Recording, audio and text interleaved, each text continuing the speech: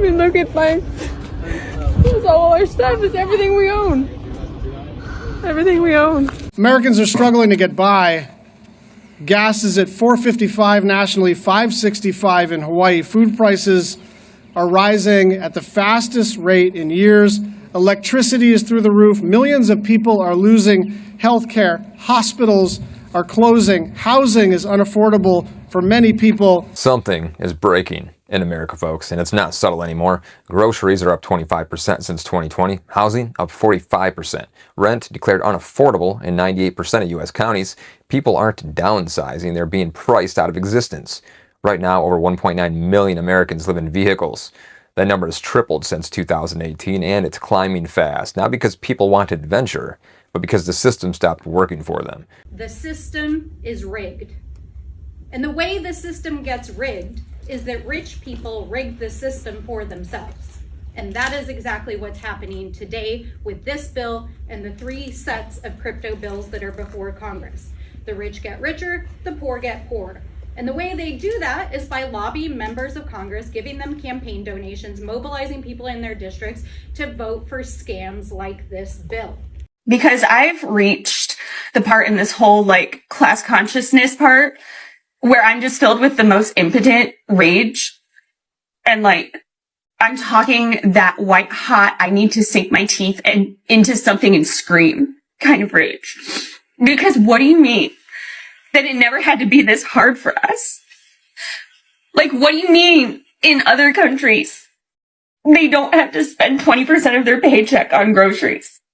What do you mean in other countries everyone can own homes because they're not paying $2,000 a month in rent, or that their mortgages aren't like their entire paycheck?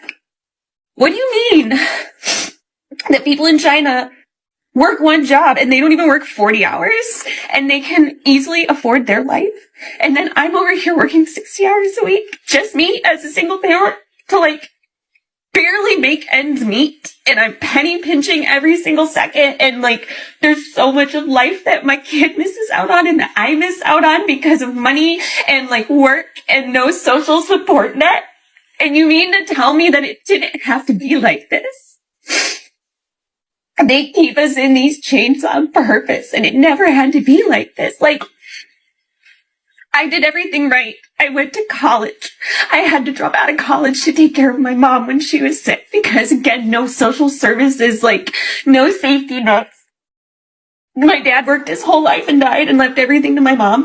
My mom was disabled, and she lived on credit, and, like, she barely made ends meet, and she did everything she was supposed to. And I did everything I was supposed to, and it just keeps getting worse.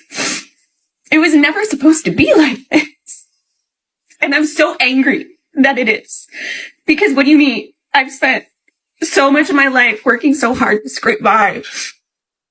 And it never had to be like that. My suffering was at the expense of someone else becoming wealthy because they could. And I am so angry about this. It can't stay like this. It doesn't have to stay like this. We can't have nice things because of your racism. And they are sick. They are learning that Americans have been living in squalor. White people are sick. They are learning that for 400 years, black people lived in slavery. They are realizing that they are too slaves. They are sick. They are twisted. Listen, when Donald Trump came out and said, why do we keep getting people from these shithole countries? My response was, bitch, America is the shithole country. And white people are learning. What's up, guys, and welcome back to the channel once again. Thank you so much for watching today's video. If you are new here, please like this video, subscribe to the channel, and turn on the notification bell so you don't miss out future discussion. Today we are talking about something that affects millions of Americans every day: the economy. While some reports say the economy is improving, many families say they are still struggling to pay for the grocery, rent, gas, electricity, and healthcare. Some people even say they are working full time but still cannot afford a comfortable life. So why is there such a big difference between the numbers we hear on the news and what many people experience in real life? Let's take a close look at this important conversation. Liberty and justice for all. We're all human, and today I'm asking for one human act of compassion to please let my dad come home. Quick question. Did you think that the American flag stood for compassion and kindness when you voted for who you voted for? I voted for Trump, and I'm sorry. I'm uneducated. I grew up in public school system. I believed anything a teacher and a principal told me, and I didn't question it, and I walked in a straight line, and I didn't use critical thinking skills, okay? I didn't read Project 2025. I have a disabled child. I mean, look at all our stuff. It's everything we own. Everything we own. I feel miserable. I have pneumonia. I just got released from the hospital last night. I've been in there for 4 days. I was sicker than a dog before I went. I called the ambulance. They wouldn't take me in. I made my in-law take me 2 days later because I felt like I was dying, literally dying, and I had pneumonia caused from all of the freaking trying to clean this stuff up to get out of here fast enough. That made me sick. It made me sick fast. I just sent my girls to go stay somewhere else so I can freaking try to deal with this and not be upset in front of them. They said they're trying to work with me for housing. I haven't even seen anybody about nothing for housing today. Nobody showed up. Nobody. And now there's a trash service going behind all of this. They just took all the RVs and the cars. They took one of our cars. I couldn't find the key this morning when I went to move it. They took that too. It's like we don't have enough taken from us out here. If we had anything, we wouldn't be here. If we had options, we wouldn't be here. Nobody wants to be out here like this. Because of all the rats out here on the levee, my RV got infested with them. They chewed through all my water lines. They chewed through some of my electrical stuff. They chewed through my heater. So I had to move my kids into this little one temporarily so we could try to fix all the damages. And they didn't tag that one, but then they tagged my other one.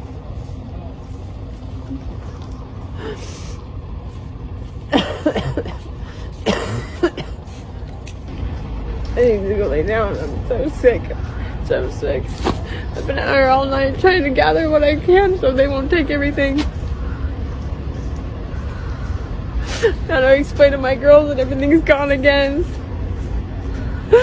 So I live in Texas and I'm pregnant with my third baby. And I am pro-life. I always have been. There is no greater gift on this earth than a child. But I'm kind of freaking out right now.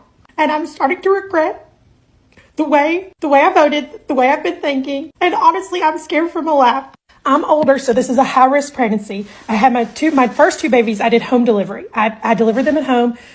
It was painful, but it was no problems at all. This one, I'm older, and it's high risk, so I had to go to a different doctor than I usually go. And she's, all the way in town. I'm in my greenhouse planting some vegetables. And I'm thinking about all these farmers that's losing the farms. All them white farmers. Not the black farmers, because we donating to them. You don't hear the black farmers crying the blues, but them white farmers, oh shit, they talking about they losing their farms now because of Trump. But they voted for Trump. But they losing their farms. Right. The black farmers, you don't hear them crying the blues, right? Here's the difference. See, they wasn't dependent on the government. When you depend on the government to take care of you,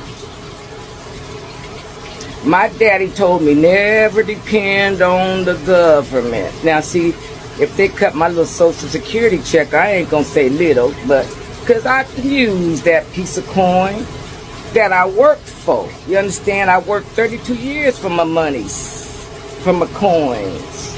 so it's mine. But I didn't depend on the government in my retired life. You don't depend on the government. No. Anyway, back to the farmers that's losing their farms.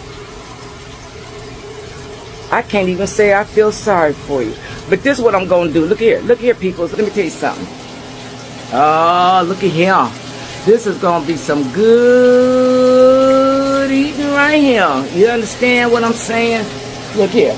I just grow my own stuff. Look here. That's what I'm doing right there. Yeah. So, I ain't worried about them white farmers losing their farms. I ain't even feeling sorry because they voted for Trump. You get what you asked for. You asked for the tariffs, you got them. Americans are struggling to get by. Gas is at $4.55 nationally, $5.65 in Hawaii. Food prices are rising at the fastest rate in years. Electricity is through the roof. Millions of people are losing health care. Hospitals are closing. Housing is unaffordable for many people. And everything from clothing to electronics costs more because of the tariffs. And what the Republicans are telling the American people now is not that there's not enough money. There is enough money, apparently, for a ballroom. Apparently, there is enough money to quadruple the size of ICE. Apparently, there is enough money to spend $1 billion a day on a regime change war of choice. There is enough money. What they are telling you is that there's no money for you as an American. And that's what we're fighting against. What they are telling you is that they want to enrich their friends and do escapades in Cuba and Venezuela and Iran and everywhere except your community, your kitchen table, your family. And that's why we're all so united in fighting this ridiculous proposition. So I go through months or years trying to get help. My insurance company is willing to pay for me to go get treatment out of state. And every time I get a call and they tell me, sorry, we're no longer taking out-of-state Medicaid. And I'm like, okay, so what am I supposed to do? Because I literally can't, I have nowhere to go. There are no places for me to go. And then I asked her, okay, so what is it out of pocket? And she said, oh, we're not allowed to do out of pocket if you have an insurance. So you won't take my insurance and then you won't take my fucking money if I'm gonna pay out of pocket. How does that make sense? I am so tired. I'm so tired. I'm so tired of this. I don't understand how the system could be like this. I don't understand. Like, I'm literally crying on the phone and the lady's like, well, I don't know what to tell you. You could call this person. And I was like, she was my doctor previously. And she couldn't help me. That was one of the reasons why I was referred to go to Jefferson in the first place. So now I don't know what I'm going to do. What's up, America? I want to talk about the cost of living and how everybody is struggling in America. Now, I know we all keep waking up every day and we all try to make ends meet and we try as hard as we can. Because if we don't, we're going to fail. We have a family. We have to survive, right? If you haven't noticed, it's getting harder and harder to live every single day. Month over month, the costs are going up. It doesn't matter if it's utilities or water or food or gas. Somehow, some way, no matter the season, they find a way to fuck you. Corporations raise prices, they price gouge you on purpose seasonally, and we're falling for this shit because we don't have any choice. Well, I want to have a choice. I want it to go back the way it was before they were fucking us worse than ever in history financially. I don't mind making money, I don't mind making profit, but you're making obscene amounts of profit simply because because you hate your customers. You even mock them the fact that you're taking advantage of them. And in many cases, you're getting the money, but you simply don't deserve it. You're not providing a service where it's worth it. Even shit like arcades and mini golf and fucking mountain coasters have doubled or tripled in prices. And it's the same shit. It's not like it's any extra cost. You're just fucking people for fun. Like I said, I don't mind making money, and I don't even mind making a good amount of profit, but you can't fuck everybody. Something very clear. The reason a lot of people don't have empathy for the I Left MAGA crowd is because y'all are still trying to rewrite the story. And guess what? We're not buying it. You want people to believe you voted for cheaper groceries, better jobs, tax breaks. No, you didn't vote for policies. You voted for a feeling. And let me say the part people dance around. You weren't tricked. You agreed. You agreed with the tone. You agreed with the direction. You agreed until it started affecting you. And that's the part people don't want to say out loud, because now it's, he lied. We didn't know. We were misled. No, people told you over and over again what this was. Not quietly, not subtly, but out loud and in your face. And every time you dismissed it. Things like, he's not serious. He's just talking, or it won't actually happen. So let me give you another line you might not like. You didn't leave MAGA. MAGA stopped working for you. That's why this feels different now. Not because something new was revealed, but because now it's uncomfortable. Now it's hitting closer to home, and now you're feeling it. And suddenly you want grace. You want understanding. You want people to separate you from it. But that's not how this works. You don't get to help build something, defend it, excuse it, normalize it, and then step away from it like it had nothing to do with you the second it stops benefiting you. That's not growth. That's convenience. Real growth sounds like, I saw it, I ignored it, but I chose it anyway. Until that level of honesty shows up, people are going to keep looking at you sideways. The system is rigged. And the way the system gets rigged is that rich people rig the system for themselves. And that is exactly what's happening today with this bill and the 3 sets of crypto bills that are before Congress. The rich get richer, the poor get poorer. And the way they do that is by lobbying members of Congress, giving them campaign donations, mobilizing people in their districts to vote for scams like this bill. Just 2 weeks ago, this Republican majority passed the largest tax break in American history for the wealthy. That bill, the big ugly bill, will make the rich in this country 4% richer, while it makes the poor in this country 4% poorer. And it does that by stealing your health care, stealing food assistance, stealing housing, and stealing the fundamental support programs that make it possible for working families to survive in this country. But guess what? Donald Trump doesn't care, because he's a con man.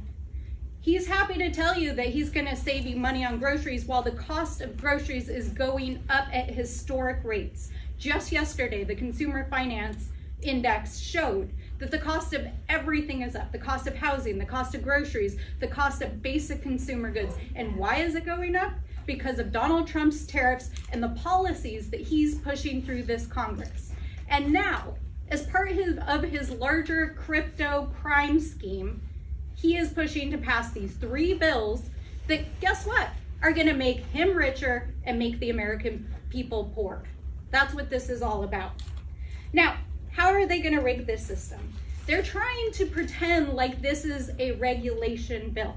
This is absolutely about deregulating the crypto market, dismantling protections for consumers, weakening oversight, massive loopholes for the worst possible actors, like Donald Trump himself. And it would leave consumers unprotected, fraud unchecked. It would hurt and destabilize the economy. And yes, at the end of the day, it will hurt working families. Because when the economy becomes unstable, guess who's okay? The rich. But who's not okay? People who are living on the edge. So it's important that we see this set of bills for what it is. It's a scam. It's an effort by those who want to take advantage of the financial system and hardworking Americans and your pensions and your paychecks and your investments and scam you. They want to scam you out of your money. They want to take it for themselves, and they're going to use Congress to do it. And every single one of these Republicans is going to be complicit in it. That's what's going on here. So folks need to wake up. Groceries are going up. Housing is going up, healthcare is going up, and they're rigging the system for themselves. And we're here not only to... And while we're on task, go ahead and cancel Christmas. Go on and start that family chat and let them know that you're not exchanging gifts this year. Hopefully everybody in your family is on board. And I know you're thinking about the kids. Well, Facebook Marketplace. If you're going to buy something for somebody, buy something small and local. You know, support a small retailer.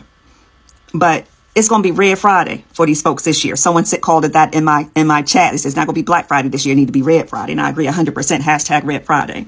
But it's a good opportunity to teach your kids that freedom ain't free. And it's a conversation that need to be had because, you know, somebody going to have to sacrifice and we're going to have to fight for this shit. Your dollar is the only thing that rich people know about you. They literally don't care about you.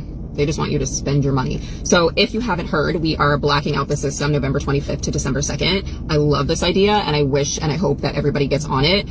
If you haven't heard about it, no restaurants, no events. We are not spending money at big box stores. We are not going to chain restaurants. We are not spending our money that entire week. That is Thanksgiving week, Black Friday, Cyber Monday. Y'all, the guys at Blackout the System did the math on how much losses major companies had. And this is just the few companies they were tracking. From September 16th through the 20th, when they were blacking out the system, there was a $47.24 billion loss. I'm going to say it, and I don't give a fuck who cries in the comments. White privilege is a lie. I didn't have parents who paid for college. I purchased my clothes from a place called Max 10. And I had a job at 12. I didn't take a vacation until I was an adult. I've been pulled over, and damn near every time I got the ticket. The legal system has screwed me so many times, I could start an OnlyFans. My dad still works a 9-to-5 job, so where was my head start in life? White privilege is the excuse black folks and white liberals made up so you can quit before you even start. It's your get out of hard things free card. It's absolute bullshit. You want facts, not feelings? Here you go. Blacks get into college with lower grades. Meanwhile, Asians get punished for being too good, and whites, we're somewhere in the middle. That's not privilege. That's a rigged scoreboard against hard work. I can't cry racism every time life punches me in the face. You fire somebody who's black for no showing a week straight, and suddenly it's racism. No, that's called consequences. How many times do you hear black people can't be racist? Yes, they can. Anyone can hate anyone. You can have black pride, you can have brown pride, but say white pride and you're labeled a racist. You want to talk slavery? Fine. Are we putting black slave owners on trial too? Or are we just making white people the villain because that's what fits the narrative? You scream about generational wealth while you're living in your grandma's paid off house that got handed down. Newsflash, 99% of America doesn't have generational wealth. White, black, brown, we got bills and we don't have no trust funds. White privilege is the ghost story you tell to avoid admitting your failures are your own. It's not privilege, it's envy. It's fucking victim mentality. It's delusion. You don't succeed because you're white, just like you don't fail because you're black. You win or lose by your own sword. Nobody's holding you back but yourself and your excuses. White pride doesn't exist. Period. End of story. Drop your comments below. Life in America feels worse for millions of people in 2025 for several different reasons. First of all, daily life just feels exhausting. People are working endlessly to make ends meet, and they're not even making ends meet. Households have to have 2 incomes to be able to pay the bills. And it's not enough if you're just even making $20 an hour anymore. People that are making 6 figures are saying that they're having a hard time. Now, where you live does have a lot to do with that. If you are in the city, if you are more rural in the country, are you in a very expensive state? Are you in a cheaper state? We live in a cheaper state because of this reason. We decided to leave Texas in an area that did have a pretty affordable cost of living, but we decided to move to Oklahoma because it's even cheaper to live here because of this reason. And you have to make changes like that right now. People are needing to vote with their feet. Originally, I'm from California and we left there years ago because of what is happening with the cost of living, amongst a lot of other things that's going on there. Meanwhile, back at racism headquarters, check this out. I'm watching this video. I'm not sure how old it is, but it's about the white South Africans that are suffering in South Africa. They're, I guess they're at the bottom of the barrel right now, scrapping for food and clothing and stuff like that. Listen, I feel empathy for lots of things, but this one I don't feel empathy for. Because the lady that's running this, I don't know, she's running some kind of shelter or some kind of clothing, whatever. And she's like, this is terrible. We're fighting for our language. What the language are you fighting for? No one took your language from anybody. You have taken languages from everybody. Who took Dutch from you or English? What Africans took language from you? Where's the history of white people having their language taken from them? Tell me, motherfucker, give me a source, all right? Who has ever taken white people's language or culture, if you have one? Who? Ask the Native Americans. Ask the Aborigines of Australia. Ask Africans. What? Anyway, she goes, there's no balance. We need a balance. A balance? You mean you're not in charge as much as you were before? You're still running South Africa. There's not a balance because black folks are getting out of their situation slowly but surely. There's not a balance. You don't even belong there. When did you get there? The Dutch got there in 1652, and it was founded by some dude named Riebeck or some Jan Riebeck motherfucker. You founded some that people were already there. Oh my God. And then the English took over around the 1700s or some.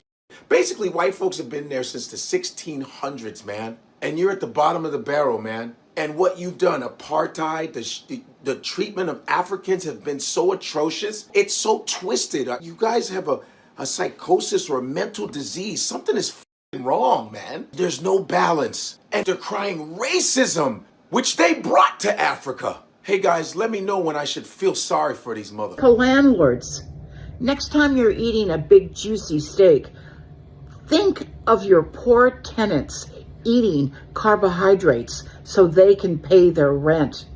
Yeah, that's what they're eating. I worked at a food bank for the last couple months. It's really depressing down there. Just lower the rent if you can.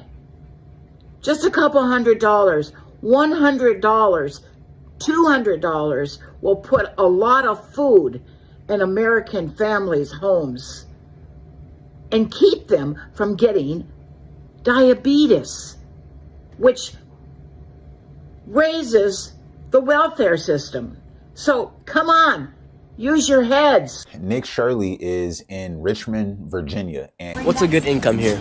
If you're making $16 an hour, you lucky. Yeah, you're lucky to make $16 to $18 an hour. Really? So if you're making $16 to $18 an hour, you can live pretty well here? If you have a second job. If you got a two income household, you know what I mean? One person can't do it on their own. Not at that type of money. You gotta be on. He's talking to the locals. You get what I mean? He's trying to figure out or get a sense of what's it like? What's the everyday life for the average Virginian, Richmond, Virginia, right? And the couple that he's talking to, they explain it perfectly, right? I want people to understand something, okay? When we talk about welfare in America, when you say welfare, when you say the word welfare, the image that comes in your head is poor niggas. Some kind of welfare, food stamps, something to help out. And what percentage of people here do you think are on food stamps or on some sort of government beneficiary plan? Almost everybody. Can't nobody make it out here alone. If I had to put it in percentage, I guarantee it, at least 85% of the population in West Virginia, especially in this area. Really? And I want people to understand that there are more poor white people, or just as many poor white people as there are poor blacks in America. That's one of the hugest misconceptions of America in general. We think that only black people are poor and only black people are on welfare. It's not true. That is a misnomer. Do you mind me asking, are you guys on government plans or anything like that? We have food stamps. Yep. And so how much does the government give you guys a month? Enough to barely survive, put it that way. So not very much. And do you think the government is somewhat responsible for, instance, the state of West Virginia, where they got rid of coal mining and they put higher restrictions on that, which was one of the main... Absolutely. Why do you think the government does things like that? Because it's all greed. It's all about money. You know, all the politicians, all they care is about lining their pockets with money instead of helping the people in the community that need it. That's why just right down here, you can see a homeless person standing right there with a sign. And it's always been like that. There are more white people in America in general. So of course, if you have more people here, there are more of them on government assistance than there are blacks. Don't shoot the messenger, okay? What's a good income here? If you're making $16 an hour, you lucky. Yeah, you're lucky to make $16 to $18 an hour. Really? So if you're making $16 to $18 an hour, you can live pretty well here? If you have a second job. If you got a two income household, you know what I mean? One person can't do it on their own. Not that type of money. You gotta be on some kind of welfare, food stamps, something to help out. What percentage of people here do you think are on food stamps or on some sort of government beneficial? Listen to this. Almost everybody. Can't nobody make it out here alone. If I had to put it in percentage, I guarantee you at least 85% of the population in West Virginia, especially this area. Do you mind me asking, are you guys on government plans or anything like that? We have food stamps. No. And so how much does the government give you guys a month? Enough to barely survive, put it that way. So not very much. And do you think the government is somewhat responsible for, instance, the state of West Virginia, where they got rid of coal mining, they put higher restrictions on that, which was one of the main... Absolutely. Why do you think the government does things like that? Because it's all greed. It's all about money. You know, all the politicians, all they care is about lining their pockets with money and stuff. So guys, the cost of living has become one of the biggest concerns for many Americans everywhere you go. People are talking about higher grocery prices, expensive rent rising, utility bills, and the difficulty of making ends meet. Many families say that every trip to the supermarket costs more than it did just a few years ago. Filling up gas tanks takes a bigger part of the monthly budget. Rent continues to increase in many cities, making it difficult for young people, for working families to save money. Sorry. Some people say they feel like they are working harder than ever but failing further behind. That feeling has created frustrations across the country. One of the biggest questions raised in this video is whether official economy reports truly reflects the everyday life of ordinary people. Government often report numbers like job growth, unemployment rates, or stock market performance. Those numbers are important, but many people say they don't tell the whole story. A person may have a job, but if that person does not pay enough to cover rent, food, transportation, and healthcare, they will still struggle financially. This is why some people feel disconnected from positive economic headlines. The video also urged that the economy system benefit wealth individuals and large corporations more than ordinary workers. According to this, larger companies and wealth donors often have greater influence over government decisions through lobbying and political spending. Critics believe this can lead to policies that favor corporations while offering few benefits to working families. Supporters of those policies, however, urge that lower taxes and business-friendly laws encourage investments, create jobs, and help the economy grow. This debate has continued for many years, and people have different opinions about which approach works best. Another major topic is politics. This has the attention to the MAGA movement and suggests that some supporters have become disappointed because rising living costs continue to affect their daily lives. Some voters expected different economy results and are now questioning whether political promises have been fulfilled. At the same time, many MAGA supporters continue to defend their political views and urge that economic problems are caused by multiple factors. including global events and decisions made over several administrations. This shows that political opinion remain deeply divided. Another important point made in the video is that poverty does not affect only one group of people. Economic hardship can be found in large cities, small towns, rural communities, and suburbs. People from different races, background, and political beliefs may all struggle with high price and financial stress. Sometimes social media made it seems like different groups are fighting each other. Videos, headlines, and viral posts often focus on conflict because conflict gets attention. But when you look more closely, many people share similar concerns. Parents worry about feeding their children. Young adults would worry about buying their first home. Retired people worry about healthcare costs.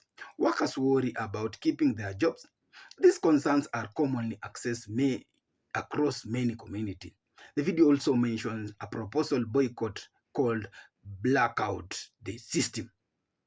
According to this, the purpose of the boycott is to send a message to a large corporation by reducing consumer spending for a period of time. Supporters believe that when enough people participate together, companies may pay more attention to public concern about prices and corporate practices. Other questions whether boycotts have a lasting economic impact and believe long-term policy changes are also necessary. Whether someone supports or opposes this idea, it shows that many Americans are looking for ways to express their frustration peacefully. Perhaps the most important message in this discussion is the need to focus on solution instead of division. When people blame one another based on race, political party, or background, it becomes harder to solve a real problems. Instead of many people believe the conversation should focus on creating better jobs, affordable housing, lower healthcare costs, quality education, and economic opportunity for everyone. Finding common ground may not be easy, but it is often more productive than constant conflict. At the end of the day, most Americans want the same thing in common. They want a stable job, they want affordable food, they want safe communities, they want affordable housing. Then lastly, they want to provide a better future for their children.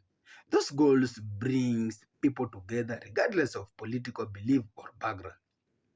Thank you so much for watching this video. Then here is my question. What do you think? Do you believe official economy reports reflect what ordinary families experience every day? What changes would you like to see that could improve life for working Americans? Remember to share your thoughts respectfully in the comment section. If you enjoyed this discussion, don't forget to like this video, share it with your friend, comment, and don't forget to subscribe to the channel. The main part is you subscribe to the channel so that you can never miss out on the next discussion. So guys, thank you so much, and I'll see you in the next video.